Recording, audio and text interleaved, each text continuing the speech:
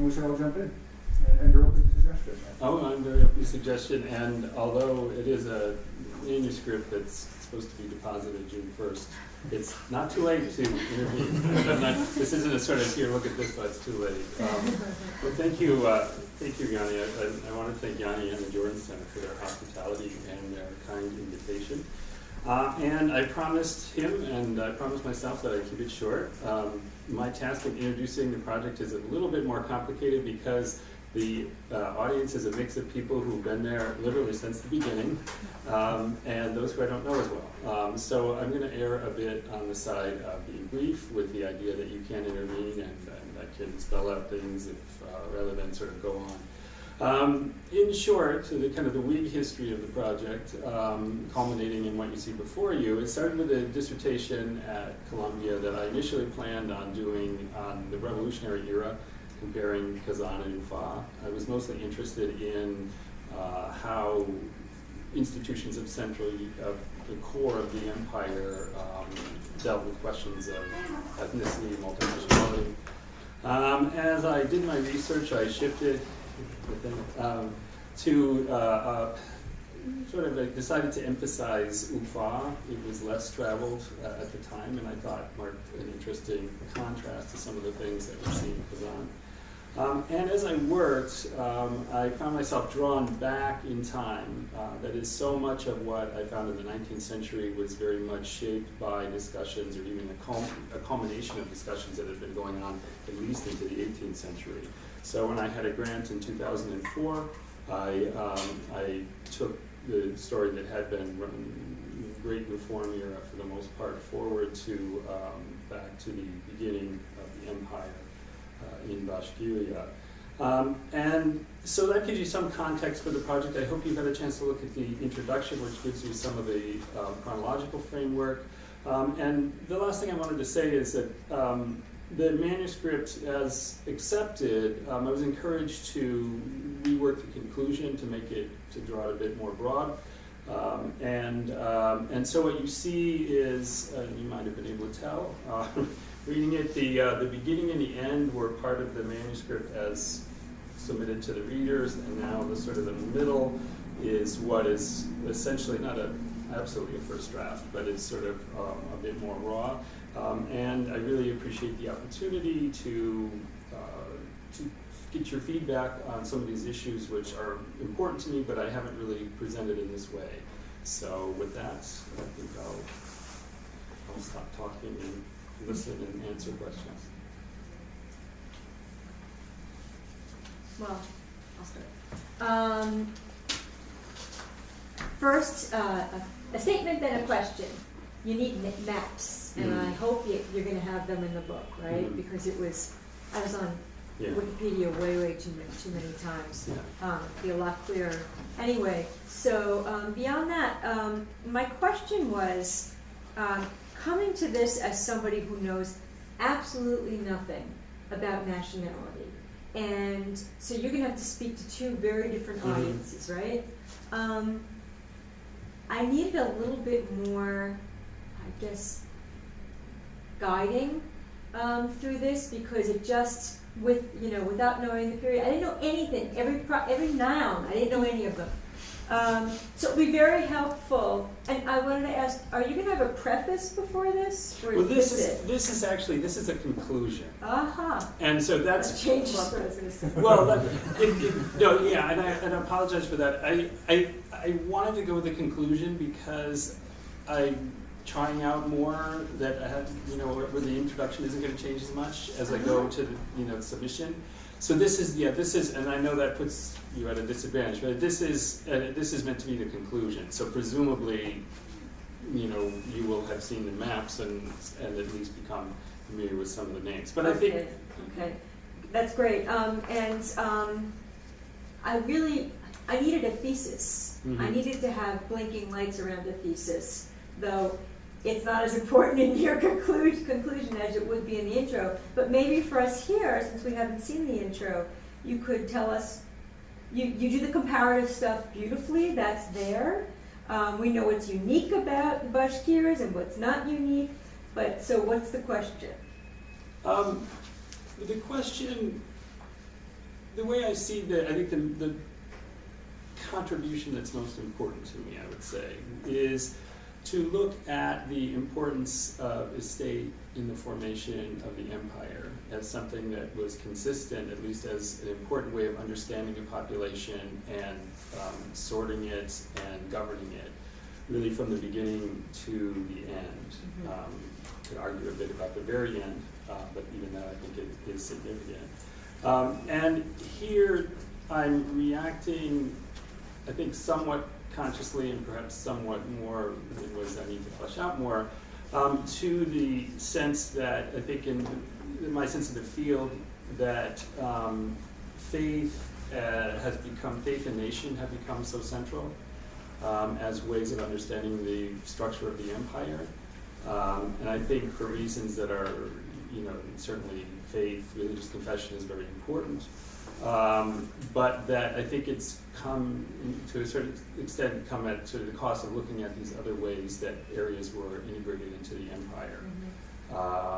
And so, and as part of that, the idea of nation as something that is not a category that the empire, the imperial officials really use consciously until fairly late in the day, but that, in a sense, the way they drew estate boundaries and the way they categorized people became a framework for the articulation of a nation. That helps a lot. Yeah. I mean, that's really the first part. I mean, that was what the idea was in the first part of the conclusion. But I think I need to signpost it better and draw that out more clearly. And is the estate question as important with other peoples around Bashkiria, or is this something that really is central to this particular place? Well, I think it is central to this place in a way that it's not as central elsewhere, but I think it is it's still important in ways that have not, I mean, if you've been explored, if you look at, for instance, the category of Inurotids, the alien, that's an estate category. I mean, the other estate category that's in some ways, in kind of curious ways, close to this, but is the category of Jew, where you see somewhat similar, not the same, but a mix of kind of cultural, religious characters that then, characteristics which then are given a legal status category of their own. So I think that's true. The other thing I think that the estate is more broadly, I mean, you see it addressed by people like Andreas Kappeler, and it is addressed, but I feel like it's not as prominent. I mean, both here, certainly it's important, but I think elsewhere as well. That this is really a fundamental way that the empire created a hierarchy that it could use to administer a broad population. That's great. Yeah, I mean, this is an interesting question because generally, just from Kappeler and others, I get the feeling that a state where there is an elite, they can be incorporated into the estate system. Where there isn't, this is often the delineation of the difference between the internal area of Russia and the colonies, because presumably in the colonial areas in Central Asia, there isn't an elite that actually joins. I don't know whether you accept that kind of designation. Well, I do, in the sense that I think this is really where the Great Russian nobility ends, I would say. If you think of the Great Russian landowning nobility, you really don't have it represented in important numbers if you go to Central Asia, if you go to Siberia. And in Bashkiria? And you do. That is, and that's why it becomes part of the Zemstvo reforms are applied, and it really becomes, I think, mapped as part of European Russia, in part because beginning in the 18th century, you have the restoration of noble status to Muslims, and you have Bashkirs who, largely Bashkirs, not exclusively, but who can serve to a high enough position in the table of ranks that they get noble status. And since there's enough Bashkir land, they actually can convert this into something that, a status that's important. And so that's why, I mean, I think in that sense that I accept that to a point. I think that this area, I accept the idea that there isn't the same kind of elite that can be incorporated in the farther east rather. But I think that this is important as that sort of, as that place on the margins where you have simultaneously a non-Orthodox Christian population, but one where you have a landowning nobility. And so as I've come... And the landholding nobility precedes integration into the empire or follows it? That's a good question. I would say, that's a good question. I would say it follows it, or it's simultaneous with it. Because what you have is in the earlier before the 1730s, you have a local elite that is a native elite. That is, there aren't nobles that are recognized as Tarkhans. That is, there aren't Russian-speaking nobles. And then in the period from the 1730s to after Pugachev, you basically have no recognized. I mean, they start stripping the nobles of their status in 1718. And in that interim period, you have village elders, but they don't draw salaries. They're not supposed to own land. They're just part of the community. And that's when you have 20 years. Every 20 years, there's a rebellion. And then with Catherine, you start to see you see the award of noble titles and the creation of this system of service that allows some Bashkirs. And I don't want to I mean, this is not, it's not that it's overwhelmingly non-ethnic Russian nobles, but they identify, there's enough to really make a difference. So it's really, so it depends on what you say, integration into the empire. Because I would say that, on one hand, you can say that the empire, Bashkiria is part of the empire after the 1550s, when the local elites start swearing allegiance. But it's a very indirect rule. I mean, it's, Ufa has a couple hundred servitors responsible for, a territory, the size of Colorado. And so there's really, they collect taxes much like their predecessors had. And then there's this experiment with Petrine absolutism, which is a disaster. And then you see the real incorporation into the empire on the stabilization of imperial rule. Maybe the ability to really intervene in life comes with the creation of this elite. Does that make sense? Yeah, that makes sense. One final question on this. I don't know if you know Confino's article on the estates. It appeared a few years ago in which he basically disputed the value of the concept at all. It seems to me that you would want to take issue with that. Yeah. Do you in the book? Yes, I do. Good. But I appreciate the reminder about the Confino article. And how do you object? I object to it also. Well, I think there really is a sense that legal status becomes, it's a system of reward and privilege, but it becomes a sense of the way that people identify themselves. And so I think in that sense it has, in 1880, the Mufti Tivkiev wants to, he's going to step down, and they tell him who's going to replace him, and he says, if that's the case, Kakuruski Varyanin will continue to serve. That it's used as an active category of identity. And so in that sense, I think it is important that there is a way of identifying with authority, that it's the legal definition, but then it becomes something more than that. So one of the things that I liked about this, insofar as I got through it, was that it seemed that you were incorporating the geopolitical context in an actually meaningful way rather than a superficial way, which is, I think, very good for a field that tends to be navel gazing, right?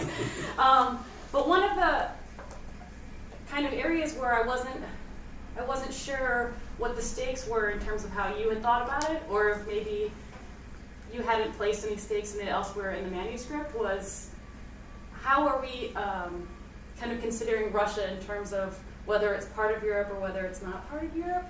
Because there are several times in which Russia is kind of spoken of in broad terms as kind of being in stark contradistinction to some kind of notion of Europe. But then there are other times in which you use the adjective European to describe kind of Russian imperial order.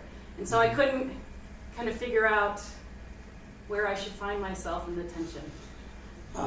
I think that's a very good question because it's something that I wrestle with too, and I could see, I'll have to look back to see how I use the language. I think what strikes me is that it's neither, well, two responses. The first is it depends on when, and it depends on what we mean by Europe. I think that for the 18th century forward, I think there really is an identification with Europe that Russian is supposed to be somewhat like Europe, and that's why I use this concept of European Russia, because I think that's the idea anyway. In other ways, though, too, I think that it is a lot like Europe, but not necessarily the Europe that we often think of, the way we think of Europe. That is, I think it's easy to think of Europe as this place with these coherent nation states and the coherent bodies politic, and that what you really see are, that they have their empires too, and they're very much in tension with what's in the center, and that's why I suggest that there's something like that going on here. I think where I think it would come down is I need to be more clear on when I'm using it in one sense and when I'm using Europe in one sense, and when my sources are using European, and when I think that's, and then when I'm sort of using it for my own purposes. Does that make sense? It does make sense. It seems that's something, a kind of revision that could be efficiently achieved, but I think it would go a long way in the end. Thank you.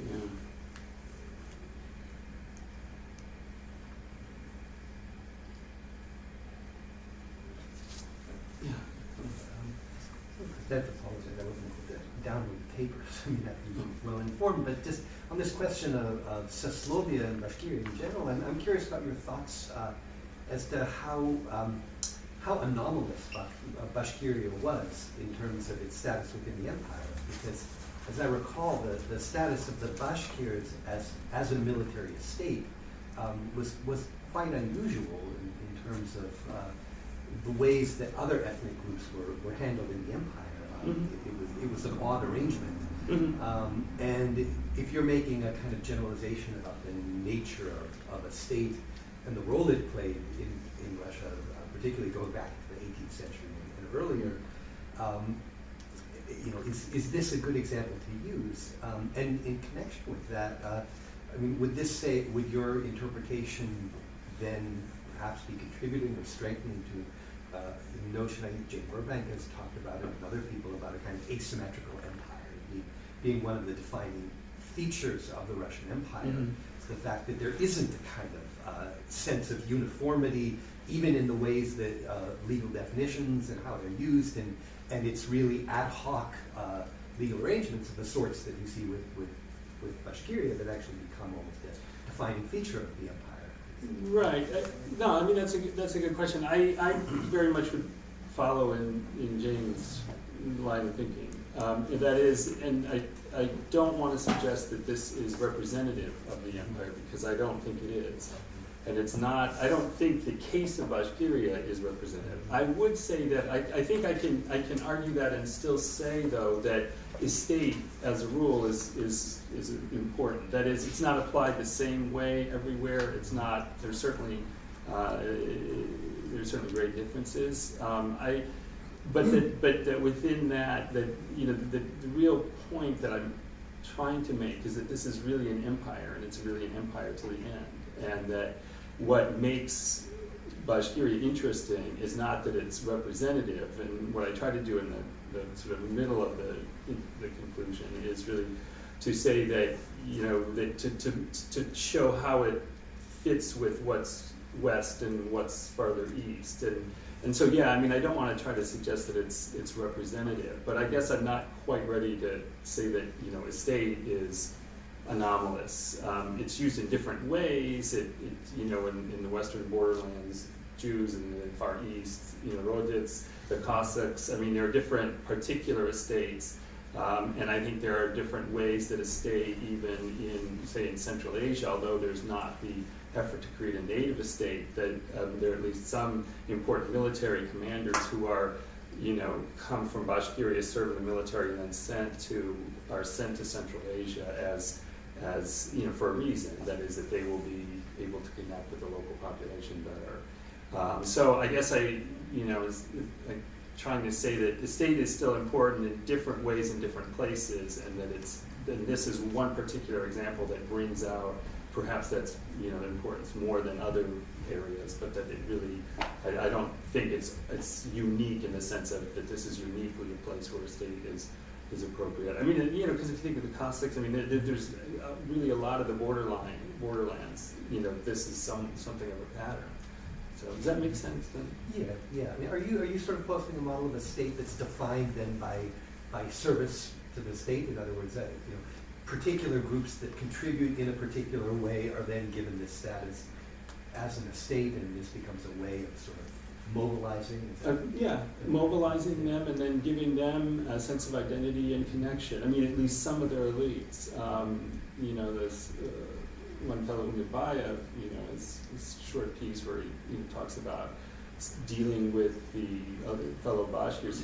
His father had served in the Bashkir cantons and become ennobled.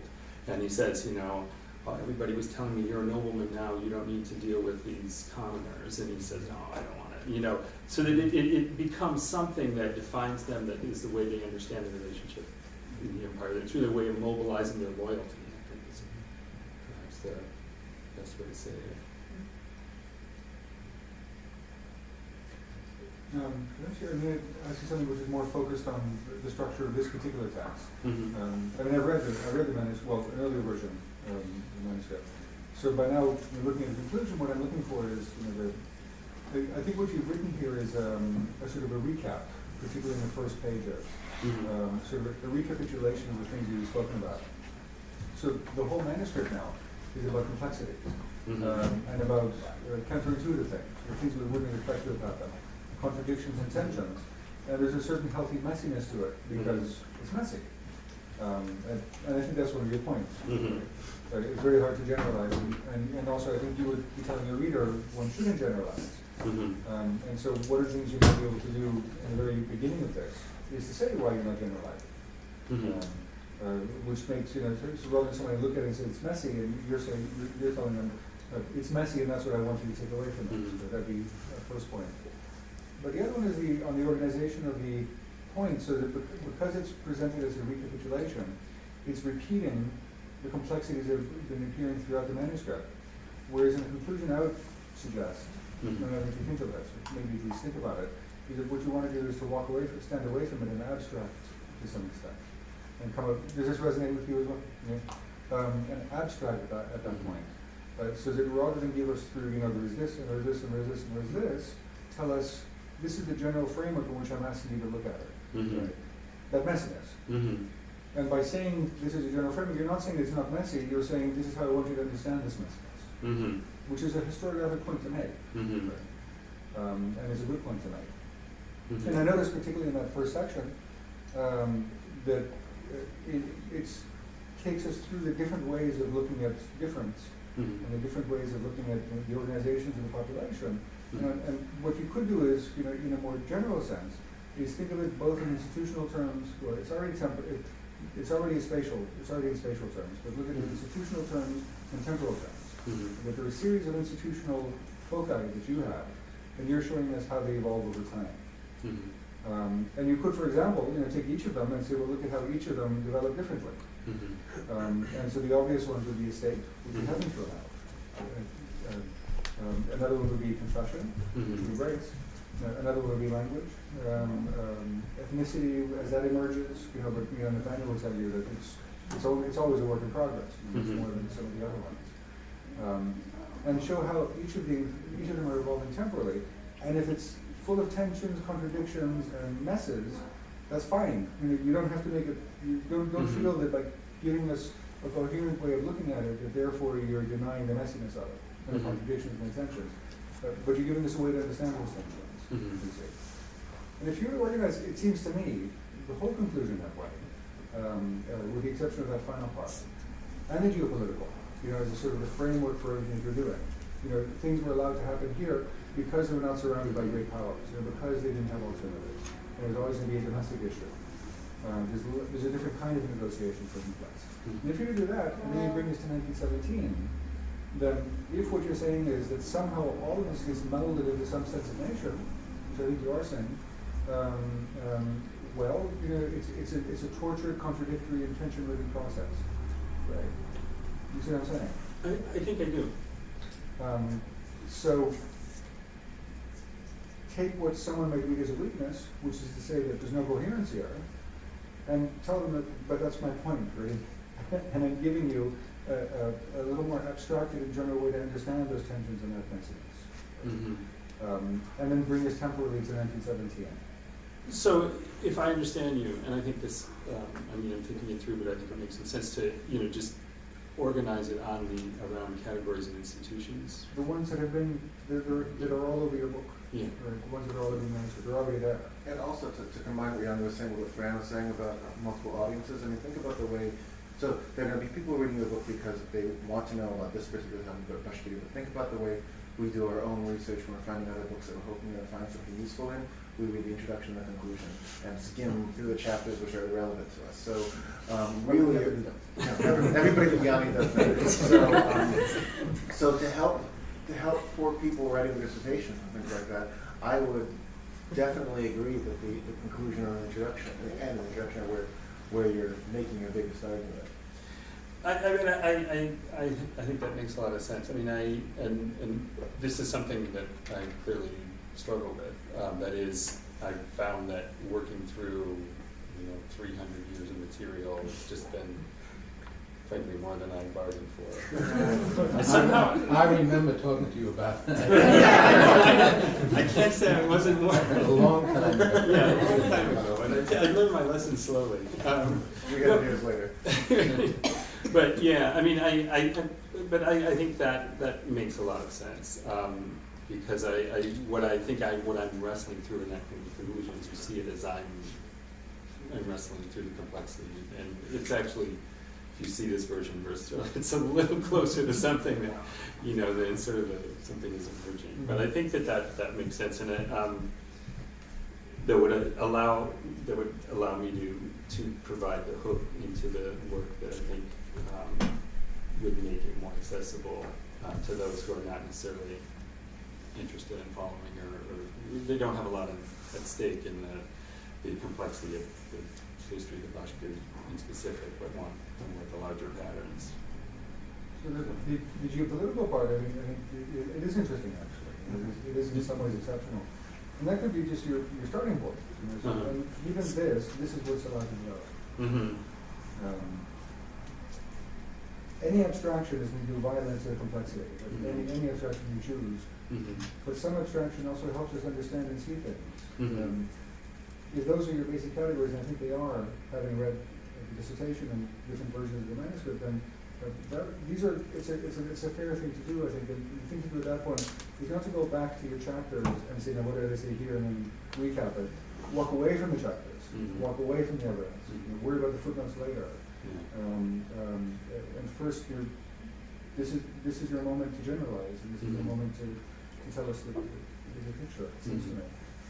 And then that would leave you with one bigger section, instead of the two first sections. And then a third one, which is about the Bolshevik legacy. And that's really about, it was a legacy. And as a legacy, this is what I can tell you. Right? That it was already in the making. Culminates to some extent in 1917, in the Civil War. But it doesn't need a lot of detail either. In general terms, this was already in the making. Too much detail, not enough, as you see it here? In that third section? In the section on the legacy. I think too much in the sense that it's detail without quite telling me how it connects with what came before. That's it might. The one thing I might say, when I see the question of nationality, ethnicity, in some ways I started out wanting to find national coherence sooner, and sort of didn't.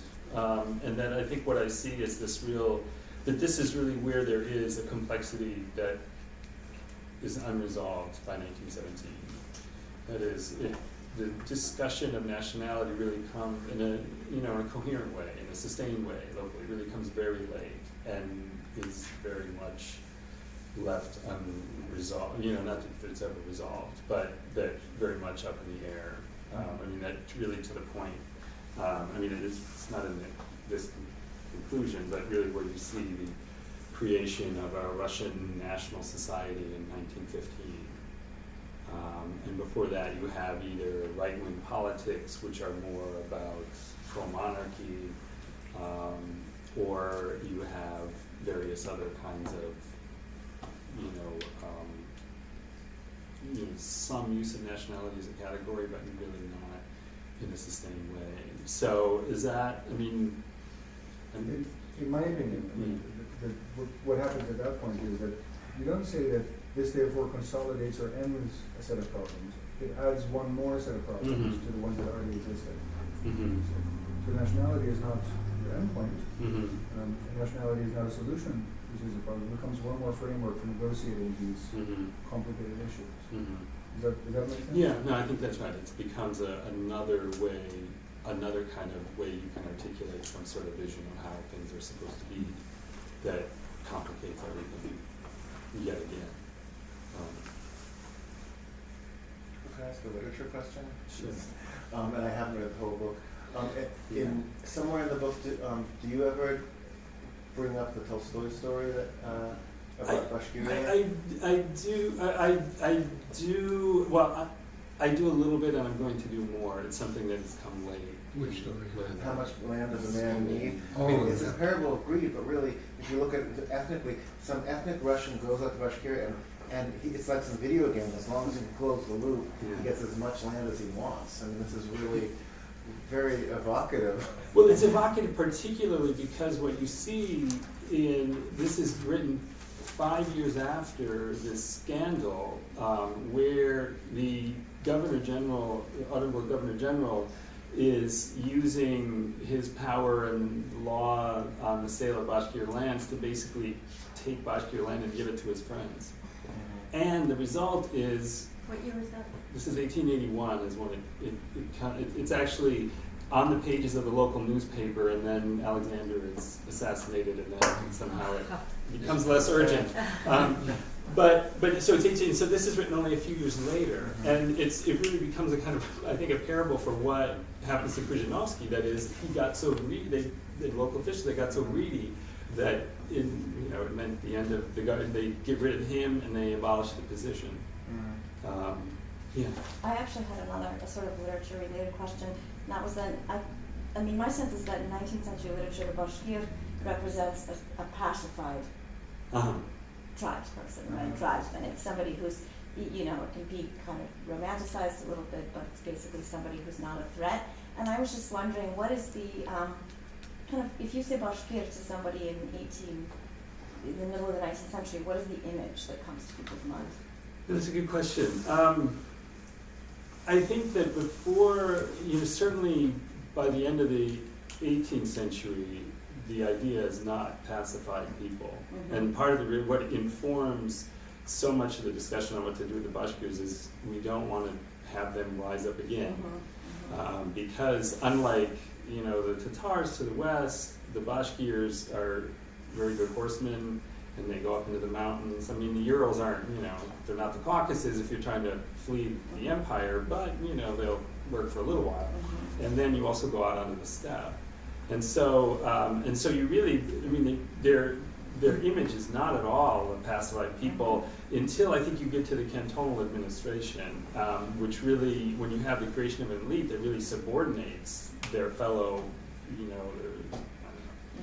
estate members of the same estate. That really by the mid-1850s, 1860s, I think, is when you start to see this sort of pacified image. And then with the scandal, they become a kind of, the subject of they're the sort of downtrodden victims. That's victims. Yeah, does that sound, is that? Yeah, and I think in Anna Karenina, when I think that the Bashkirs are the subtext, and Karenina's having is having bureaucratic infighting with his peers about some native question.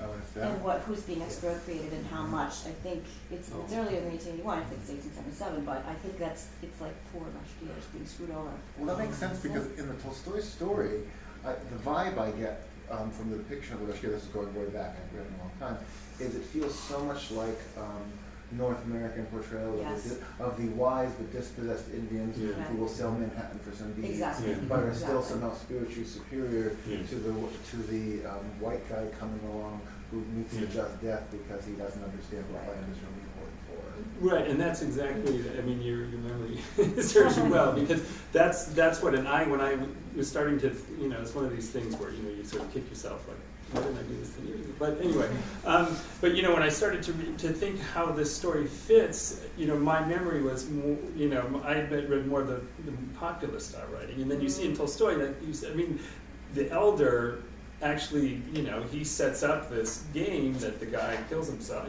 running around and he kills himself. If the story it's very much told as a parable, and the Bashkir elder is the one who seems to gets the last laugh. But that's I think a particularly Tolstoyan interpretation of. Otherwise they're presented as more sort of pathetic. Or like pacifying. Naxakov, they're kind of, they're on the decline. They're not a threat, but they still live there, kind of on the edges of everything. Right, and you see there in Aksakan, you see more of that tension with Islam, because that's an actual, the central story there is actually Tevkilev's daughter, one of the, Tevkilev's daughter is kidnapped, or, kidnapped and runs off with a Russian. And as far as I can tell, that actually, that happened. And so it's only slightly fictionalized there. I'm sure it's fictionalized. Yeah, I have this image of the Bashkir from literature as the background native. That's how, and like in the Captain's Daughter, for example, you have, Pugachev Rebellion, so it's talking about the 18th century, but the sort of shadow of the Bashkir wars are there, and so you have these Bashkirs who have their nostrils slit and their faces are all marked, and they are more or less, they're more pacified than they were before, but they're sort of hanging around with their marked bodies, reminding you of this past. Right, whereas when in How Much Land Does a Man Need, the other thing that is interesting about it is that the intended audience for this parable about land is peasants, is Russian peasants, because it's one of those things to teach Russian peasants how to read. And this would be, peasants who have recently gotten ownership of their land. Yeah, I want to take, it's very helpful because I do want to, it's something that I sort of seized on Aksakov at some point, but then didn't really flesh out the longer trajectory of Bashkirs.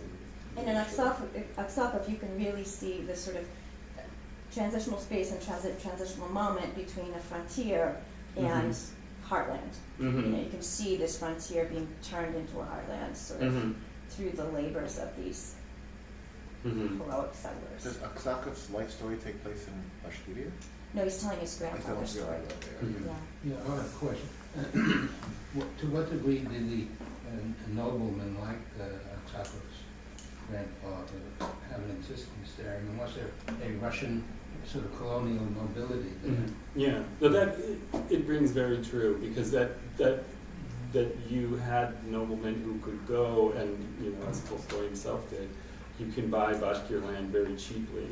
And so the ones who are a bit more adventurous, and this is only after Pugachev, some years after Pugachev, because that, obviously made it seem less attractive. But that rings very true. That there was a Russian or usually Russian-speaking nobility that owned quite a bit of land alongside. And how did that integrate into this whole process of integration into the Saslovia?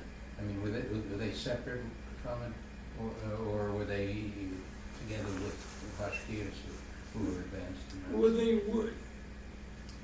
they were together in smaller numbers. That is, there's a larger phenomenon of Bashkir nobles who serve their way into the estate and don't really have much, as far as I can tell, much sort of weight within it. But you have some, and it's select families who really do own a lot of land, are very wealthy. participate in the noble assembly? They participate in entered into the noble assembly, and as far as I can tell, they participate in at least. I mean, my sources are better in the 19th century, where you have Tivkidev is basically when they have a zemstva is put in charge of assigning the what's the department that assigns property taxes that. Athletic sport. Yeah, he is put in, which is a very important position, it would seem to me, and so he's very much part of this. But it's the very cream of the Muslim nobility that I don't want to make it sound like everybody is part of this. And what actually happens then is with the reform institutions, first the zemstva and then the Duma, you have you have a lot of nobles of one kind of Muslim nobles of one kind or another, either Muslim, either Tatar, Bashkir, or often I don't think they really sorted themselves out that way, that are represented, that achieve a fair amount of representation in the zemstva assemblies, and then in the Duma, they had enough electors in 1906 to elect all Muslims to the Duma delegation.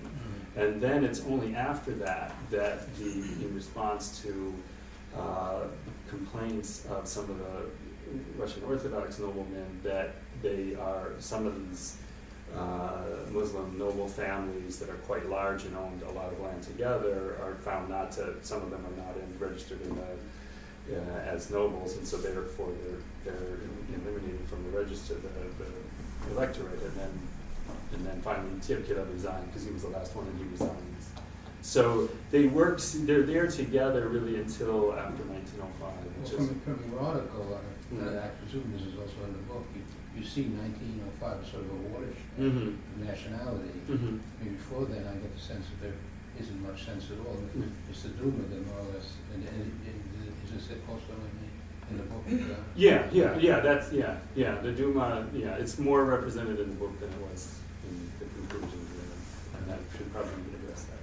Yeah, okay. And then one other thing, the other aspect that I know is from the Yaroshevsky article, where he basically sees is it the Bashkir statute as a way of integrating native groups, which and I guess Yaroshevsky concludes that it's a complete failure into the. Do you have any take on that? I think it was more successful than I don't see it as a failure. There's downstreams. I mean, if I'm remembering that article right, that addresses the earlier period. Around the 1860s, I think, 1846. I think Newton was involved in it. 1850s, 1860s. One of the Imperial citizenship. Yeah. I guess I chose not to follow the line of that this is some sort of imperial citizenship.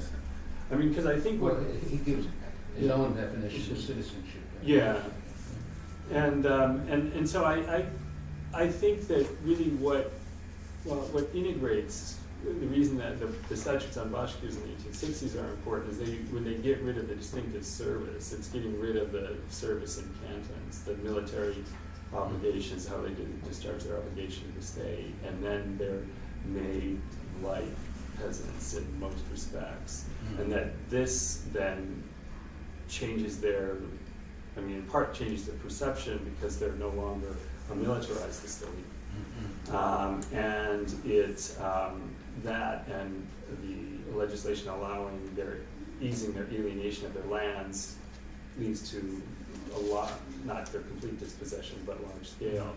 So they're sort of integrated, but in a very different way. And I see that more. I see that more from, less as a question of citizenship and estate, because I don't think in those categories for that period. I guess I don't think it entirely works.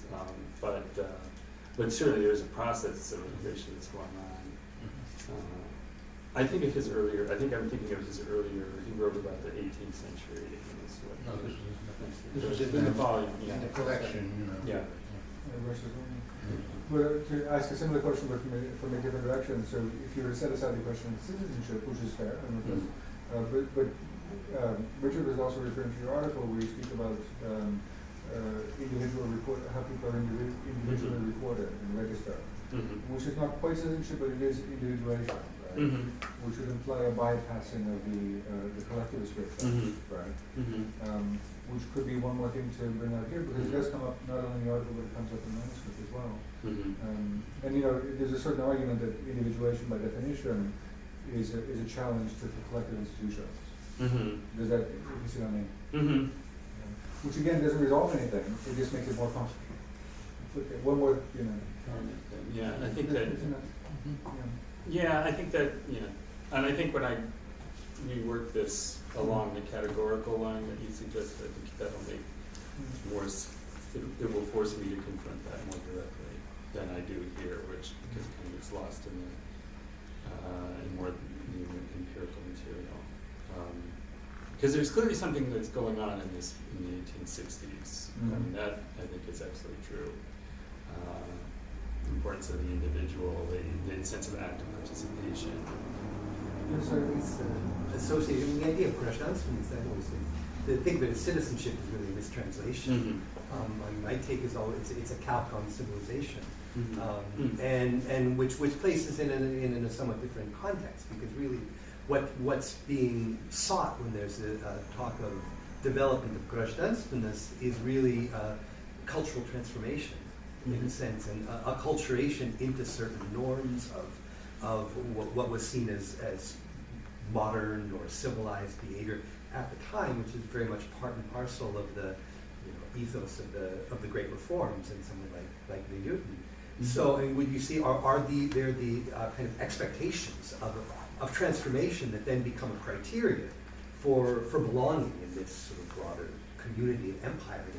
Is that part of the story of what happens in this period, that these expectations are put forth, and certain groups are given incentives to show that they've moved in that direction and accepted into service and could attain noble status, these sorts of things. Can I piggyback onto that, because I wanted to follow what Nathaniel was saying and also what Professor Wortman was saying. You very specifically, somewhere, I think in the second half of the paper, say that you do not subscribe to the internal colonialist model, right? So the subaltern, the internal blah, blah, blah. Okay, so you don't do that. But you're also saying that this process of acculturation is not the same as what happens in other places in the empire. So my question was, do you deal with that more directly? I wish I could say it's somewhere else in the manuscript. I don't think that it is. I think that actually, to combine the comments, I think that's a very helpful way of putting it, because I think there's a sense of expectation of transformation, which has a number of different implications. That is, transformation in becoming acculturated, but that can mean different things. So this sets up a new standard, which means that the Bashkirs are then, sort of pathetic and backwards. Maybe too harsh, but they're perceived that way often in literature in the latter part, because they don't seem to be responding to this transformation the way they're supposed to. But it also suggests, I think, a different kind of transformation. That is, they take this transformation in a different direction, some of them, towards the idea of, that we're a nation of a certain kind, or that we are a people. Nation, think about how, they usually more often use the word narod. That is, we're a people and we have certain characteristics, that is, that they'll have their own, that their past, their cultural characteristics, their service to the empire means that they are acculturated in a certain way. It's just not the way that those who are, sponsoring reforms necessarily had in mind. Does that make sense? But I realized after I sent the thing off, I have to rethink the intercolonialism and how that works in. I didn't really do that here, but I think that makes sense. This comes from complete ignorance, but today, is there any kind of sense of Bashkirian ethnicity, or is it? Oh yeah. Yeah. Oh yeah. Yeah. I mean, and that's, it's something that I think was only accentuated under the Soviets. That is, because before, I'm convinced, before 1917 there was an idea of a Bashkir Orod and Bashkir people. But what you have in the Soviet era is a real, accentuation of, the development of Bashkir culture and Bashkir newspapers, and when I was there, and some of this I think came with the collapse of the Soviet Union, but I think a lot of it was there before. Where they had the a fair that they had this tent that was all full of Bashkir cuisine, and that was very much for show, because you couldn't eat any of it, but it was clearly designed to show that this was a people with a certain kind of culture. So that's very much, very much, and I think what you really see only after 1917 is the separation of many of the people in this area into Tatars and Bashkirs. Before then it had been much more complicated, or they really hadn't, on the village level, had strong identifications. They might have been in the Bashkir canton, but when the Soviets start codifying the Bashkir language and really promoting it, they take a dialect that's sort of from the southeast, which is more of the steppe, and these are in the north, kind of the west of north and west of Bashkortostan now. It's more agrarian, and so the people start identifying as Tatars because they're like, well, if my grandmother thought I talked to people who said, my grandmother thought she was a Bashkir, but then when they started promoting this is Bashkir, the southeastern kind of steppe Bashkir as the real true Bashkir, then they became Tatars. So that you see a different, you don't see that dynamic before 19, or not, it's not strongly represented before 1970. Do they teach the language now? Oh yeah. Yeah, I mean, now they do it. Now, see, they're a minority. They're only 22% of Bashkortostan. And so there's a real effort to keep some markers of Bashkir ethnicity, because otherwise, why not just become another province? So if anything, and that's a reason for kind of disharmony. I mean, some of the opposition, the strongest opposition to the Bashkir leadership were from Tatars, the Tatar National Assembly, not from the Russians, because the Tatars are very much invested in, this tug between Tatarstan and Bashkortostan. Professor, I'm sorry, go ahead. I'm going in another direction. So am I. Away from Russia. Okay.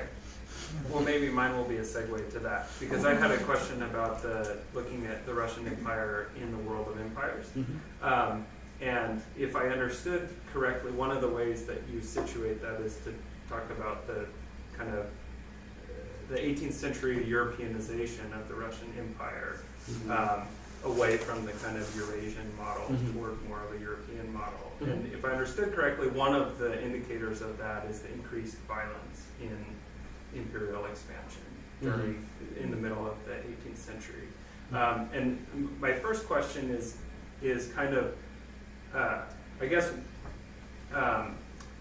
aside from being a general kind of periodization that gives some handles for understanding the changes that you talk about in the rest of the book, kind of what does that differentiation do for you? And maybe it's an extension of what's European about that? And so I thought, at the same time, in the middle of the 18th century, the Qing were conducting, hugely violent campaigns against the northwestern nomads.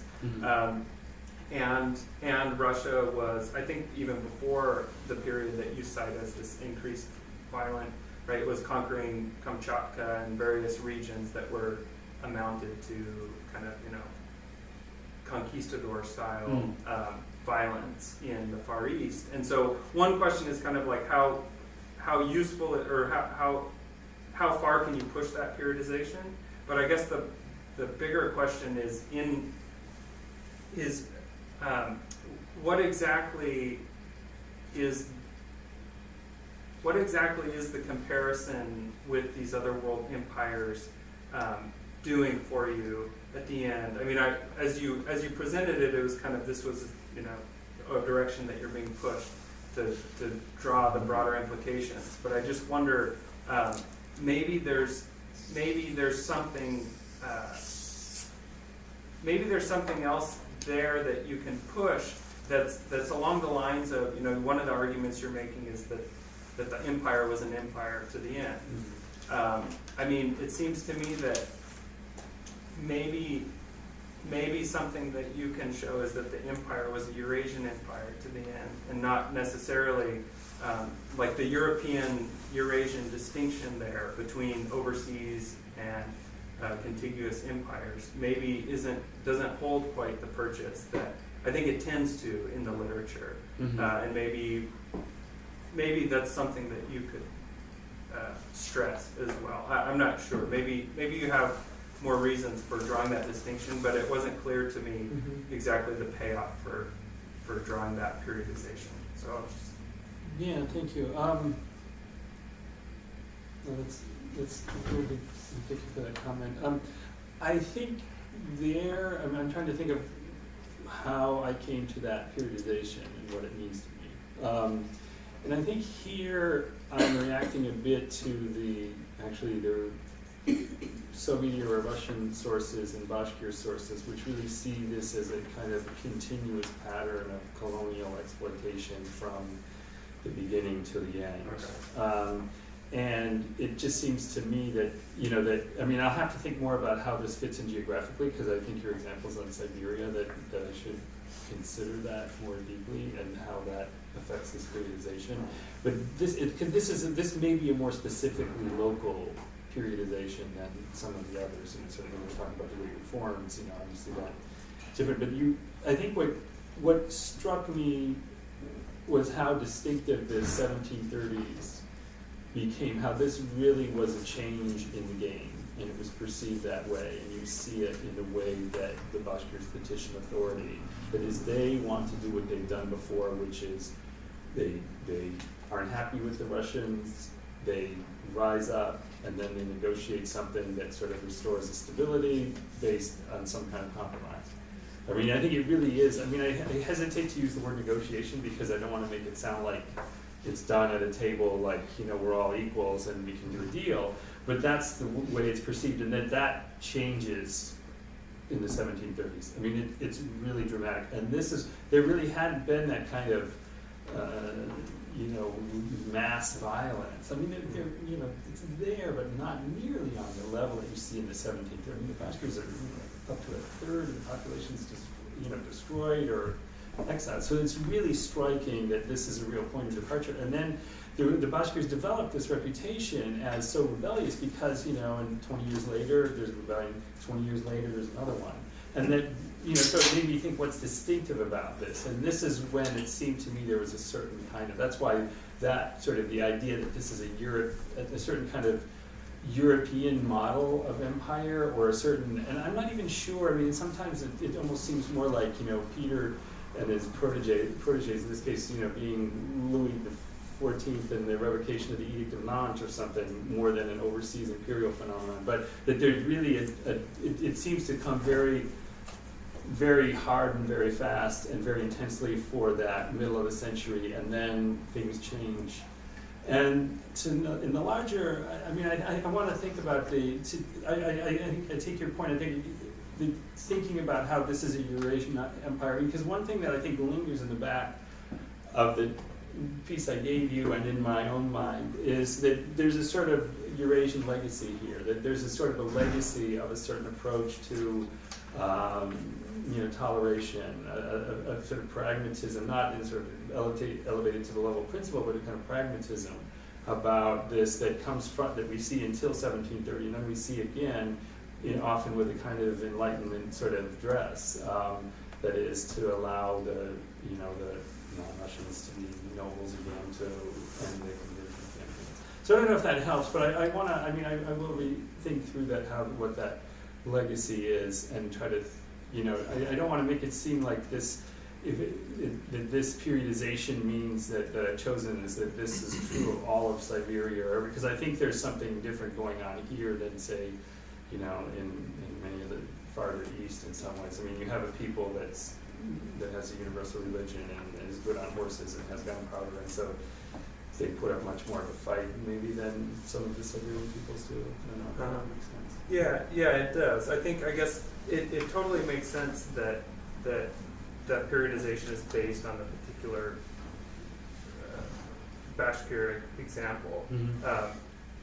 I guess with especially once, if you're going to generalize more so in the kind of recapitulation of the content of the book, then it seems to me that even more so one would want to generalize then in the comparisons with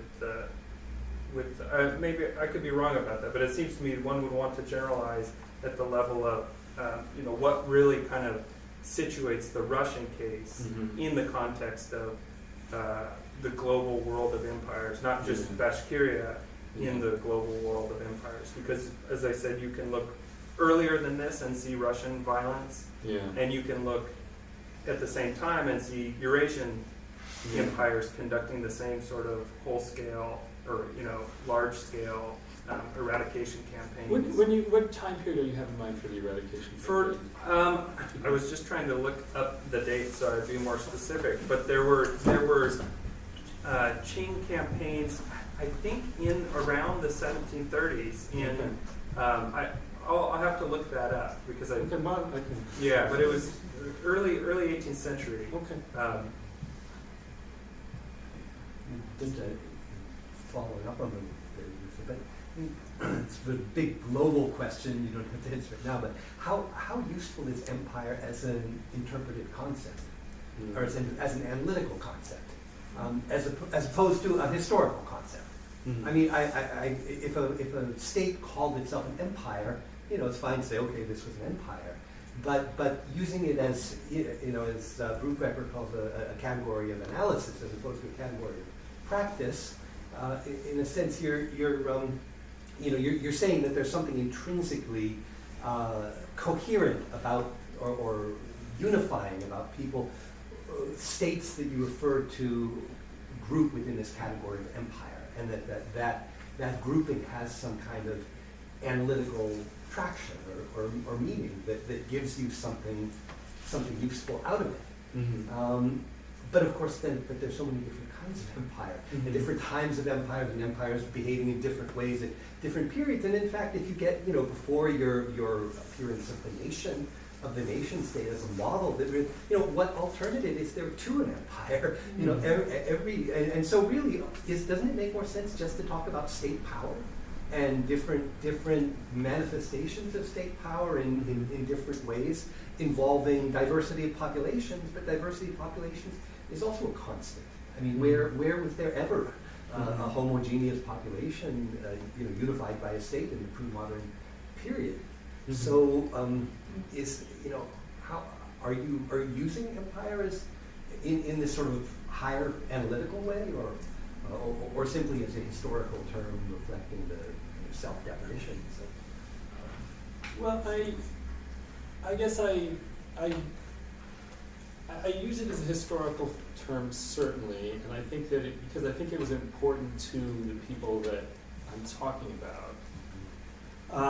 I mean, I don't spend a lot of time on sort of trying to abstract the idea, because I sort of, on the one hand, I feel the need to sort of define my terms in some way, but on another level, I sort of don't have a lot invested in, I'm not trying to give the ultimate definition of what an empire is. I think to the extent that,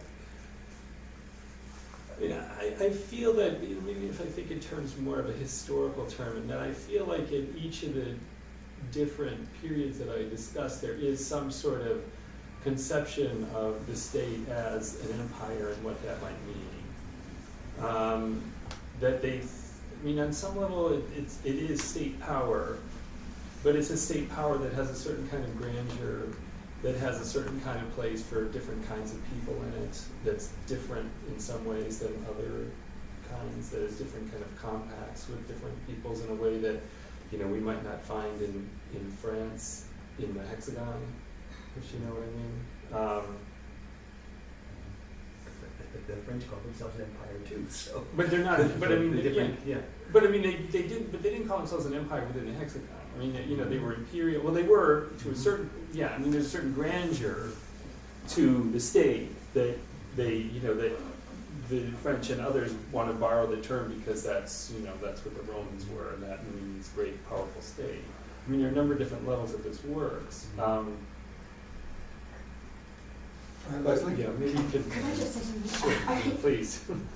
This is a question. I mean, I think about the Qing, the Ottomans, and the Russians, and the Romanov dynasty has been around for 3 centuries. Am I right? 16, whatever it is. The Ottomans have been around for 6 centuries, and the Qing have been around for about the same time as the Romanovs. And I just wonder, certainly that legacy and charisma of a dynastic blood succession really matters, at least in the case of the Ottomans, and I know that the same thing is true, whereas you can't, what is the British Empire and the French Empire, one dynasty after? I wonder if there's a difference there. Yeah. And I don't know if that's Eurasian thing, or if that's just coincidental, if that has to do with the necessity of a dynastic, I don't know where I'm going with this, but if you were ruling over a multi-ethnic, messy geography, if somehow that promotes or enables or requires a more charismatic is the wrong word here, but more elevated living kind of, power. yeah. It's a living power. I don't know if that's true of Russia. That's very true of the Ottomans, I think. Living power. What do you mean by I mean, living is that the succession of sultans of the same blood really matters, even if they're jerks and they can't pull much together, and it's really a reign of violence because they're not really ruling, but that historical definition of who they are is really important.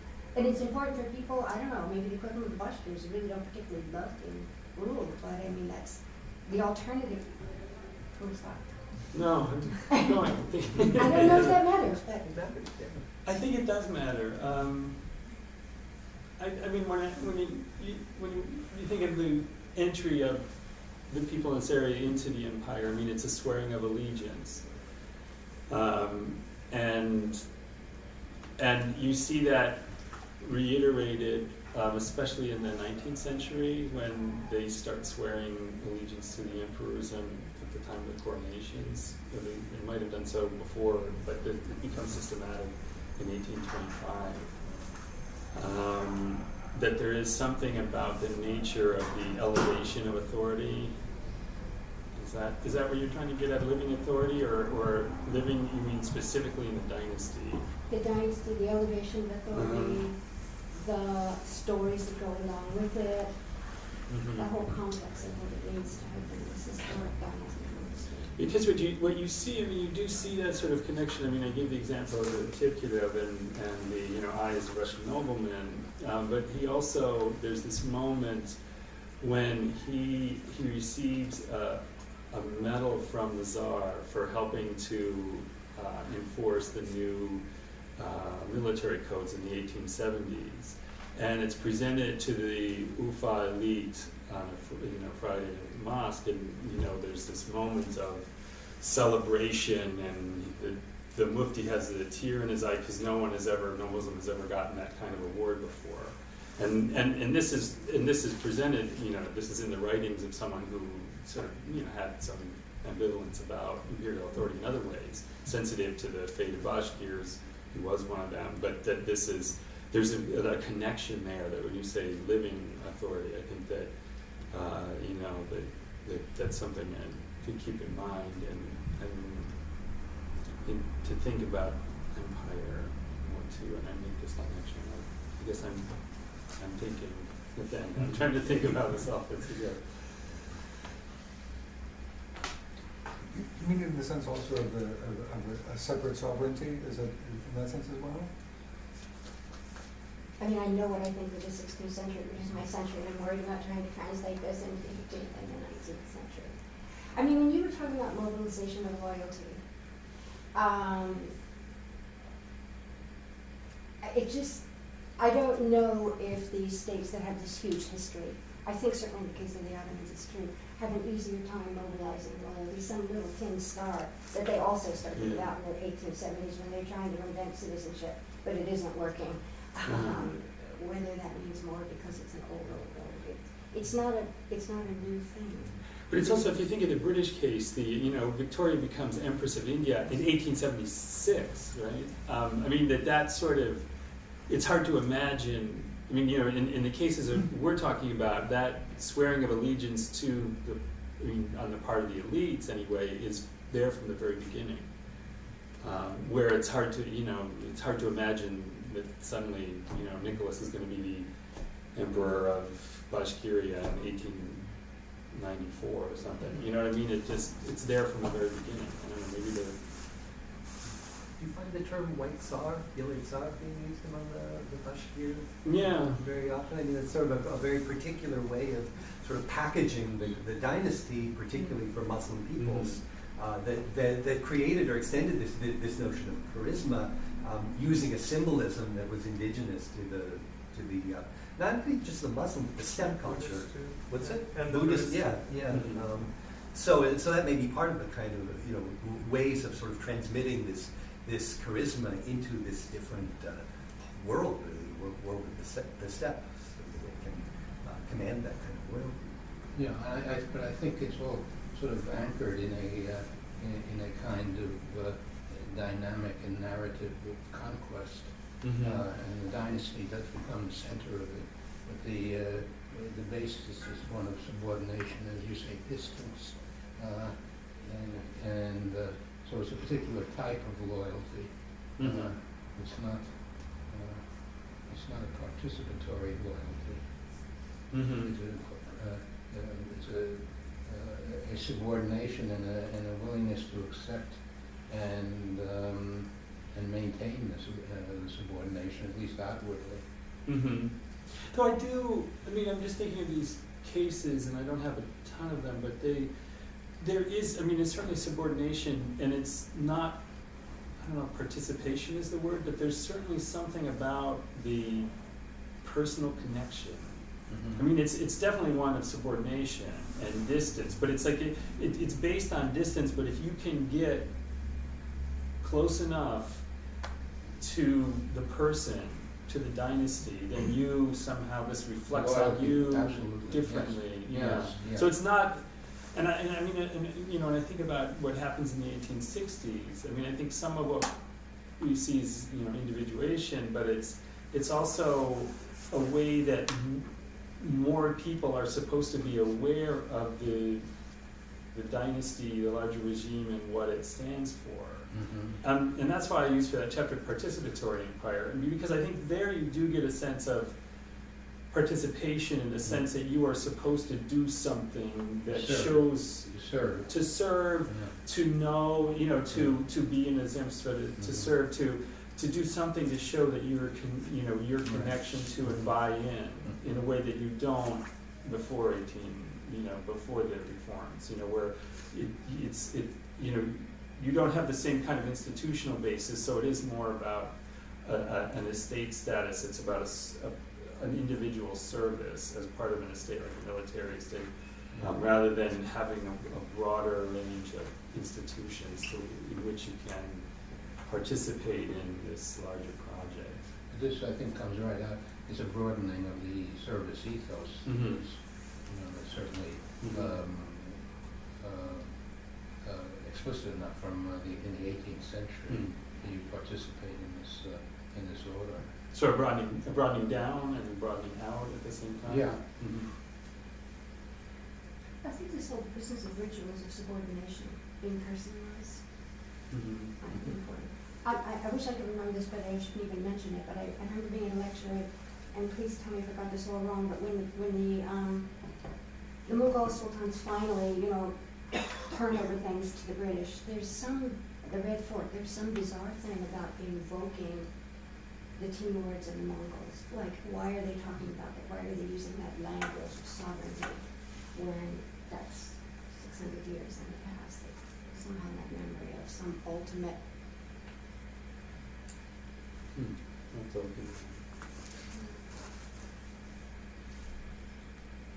Still today, I don't know if this happens to you in Russian studies, but we get these inquiries, I have something that was given by Abdul Hamid, to my great, could you please translate it for us? People are still treasuring these memories, they just don't understand. I was given I should translate a certificate of circumcision, right? That's what I'm serious. You were given an certificate. No, I was asked to translate this. Did that get a ritual of the empire in any way, or? I'm gonna have my hearing. Johnny, what year? What year was that? What are we talking about now? Was the certificate done? It's 1880s. So when it came to, I mean, this is actually interesting and relevant, because what it was that the rabbi was enlisted on a regular basis to fulfill the functions of the bureaucrat, or the bureaucracy locally, to register births and so on. Now, the birth wasn't registered in this case. The circumcision was registered, and that's when the person became a Russian subject, you see. Now think of that, right? But that's not by design, presumably, that, and not By practice. by practice, exactly, yeah. But it's also design. No, why designed was- to allow the practice, but yeah. Yes, yes. Meaning, so whatever else is going on, the religious institutions are necessary to have the empire function. This is very much in line with Bob Cruz's article on how Muslim institutions are being used as well. So this person gave it to me. What is it? Muslim institutions are being used in order to govern in the imperial structures as well. I see. Oh, yeah. So rather than look at them as the opposite of the imperial structures, or because we look at the Russian Empire as Russian, Right. this is saying actually, well, it's Russian, but Russian means integrating whatever practices you're finding, whatever you can use to register the person. That's interesting because Valentina Izmailova is doing a study of the Balkan Hajjs, where the Christian Hajjs, which imitate where they go to the Holy Land the way the Muslims do, and this becomes an honorific. I mean, unlike Russian pilgrimages, which are something completely different, they go there and they get status within the empire Yes. by going to the Christian Holy Land, and this is hereditary. They carry it on. There are people today called Hajis. Yeah. Christian How do you Hajis. know? Well, one of the most common Balkan names you're going to find all through the Balkans. It's Haji something. Right? Yes. It's somebody who it was a Christian pilgrimage. Yeah, well, she's writing a book on this. I mean, for us, it's just It's like Balkan Hanukkah.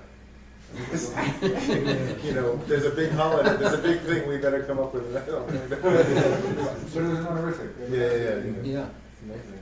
Yeah, and it was held by rich people, while Russian pilgrims were generally poor. Female peasants, for the most part. We have the birth certificate of Eliot's Sin Yakov, right? So it's my Sin Yakov. great uncle. great uncle, and it's all in Russian, right? The title at the top of this certificate is Бесплатно. That's all it No says. charge. It's like some ethnic joke. I'm pretty sure I'm aware. I'll tell you later. Oh, okay. But that's like his name. You know how long it took me to figure out how to say circumcision in Russian? Oh, should ask that. It wasn't in the usual places, right? The circumcision wasn't to the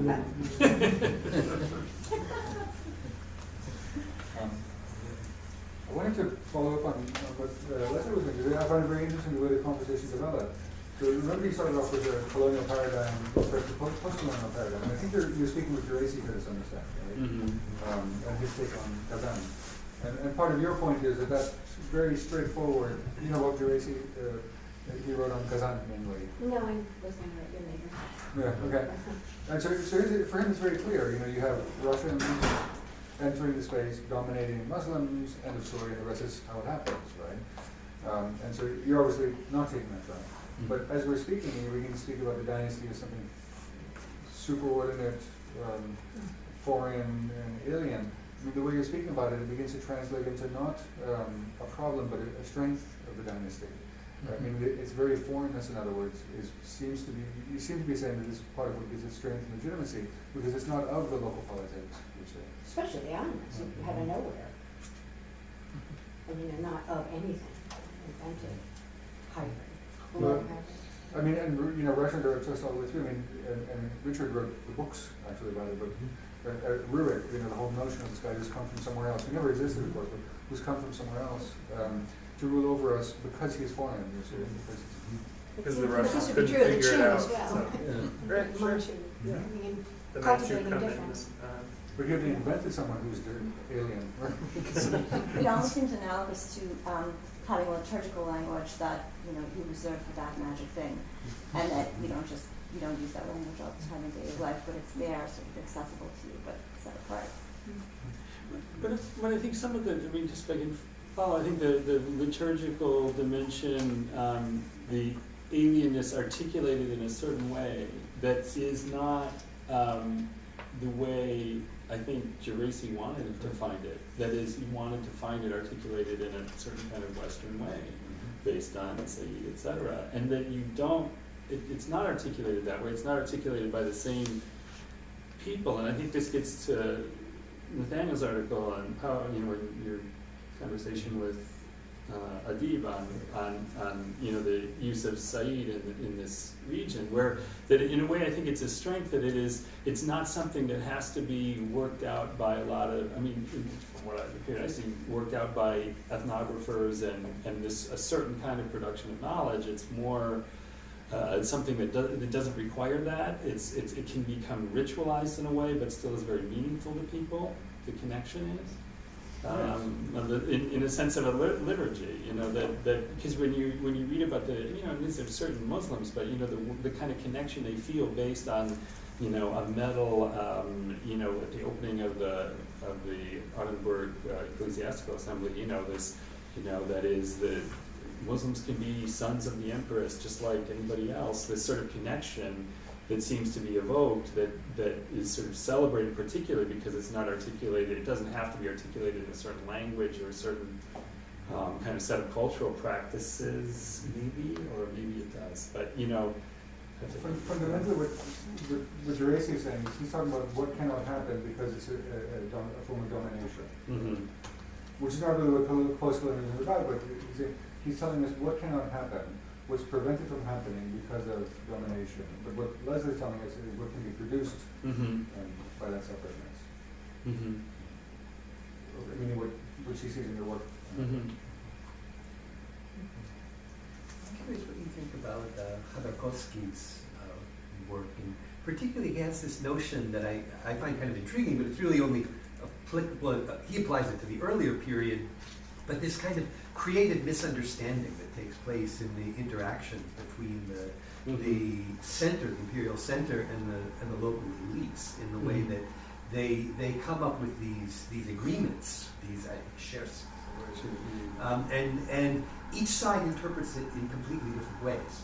So for the Bashkirs, they're essentially treaties of equals, cementing alliances, whereas for the Russians, they're surrenders of sovereignty. And so each side interprets it in their own way and are able to go on and function and have a perfectly functional relationship based on these completely different understandings of what these documents actually represent. Is that something that you've seen in the research you've done? And in general, what's your take on? He has a kind of odd interpretation. And in the end, he comes down much more with this kind of top-down colonial kind of way of looking at things. With respect specifically to the Bashkirs, I don't think his model applies very well, in part because the Bashkirs don't have a state tradition, and so the idea of swearing some sort of oath that obligates them to a higher power. They had sworn their allegiance to the Khanate of Kazan and before, and so I don't know that there's so much of a misunderstanding, maybe.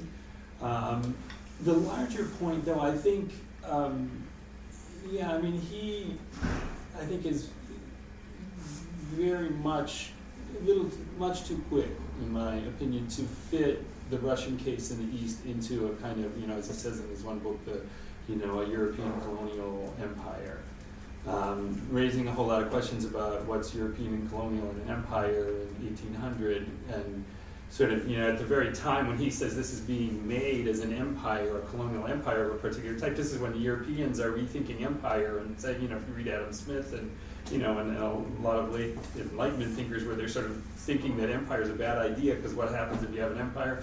They just throw you off like the Americans just did to the British. So it's sort of, I don't think it really works on a couple of different levels.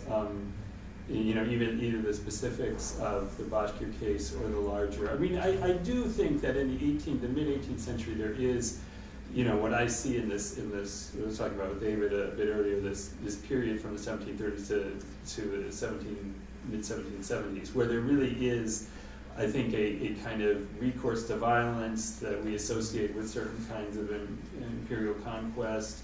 But even there, we have to specify that it's of a certain kind, and I think it's not necessarily informed by it's informed in a particular way by models of empire, but not any one specific one that Russia's becoming in the way that you suggest. Well, maybe this is a case, I hate to fall into the internal colonialism camp here, but there are some ways where the lines between what's going on internally in terms of the domestic governance of the empire and what's going on in terms of these peripheral areas may be rather blurred. Mm-hmm. And in a sense, what's going on in this period of the 18th century in part is a drive toward uniformity, systemization, and tighter integration.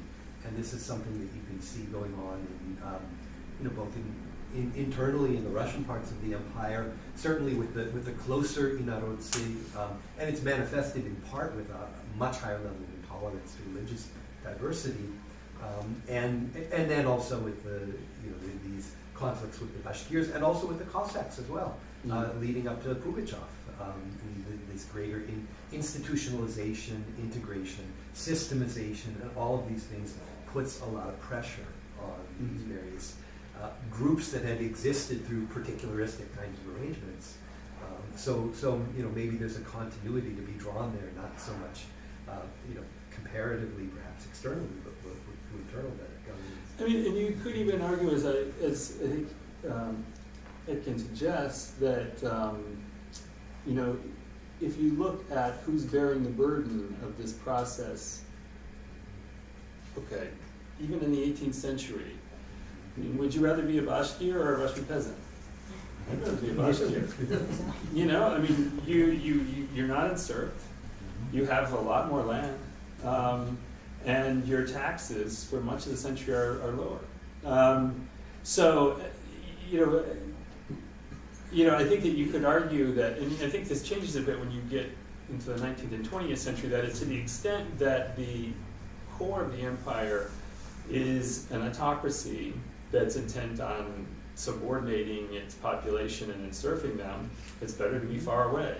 And you're actually better off on the periphery than you are in the center. Now, when the center, to the extent that the center sort of is more participatory and allows more room, for things like zemstvas to participate, to work and solve social problems, or try sometimes, then maybe it's not as advantageous to be on the periphery, because then you're being governed by, there are a couple of Russian soldiers or officers who are making the decisions that in the core are being made by, the zemstva.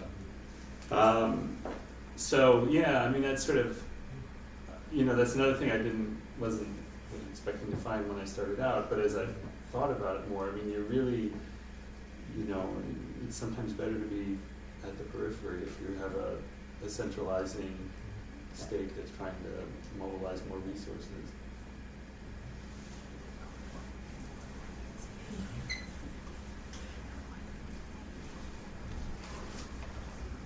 Last chance, guys. Great practice.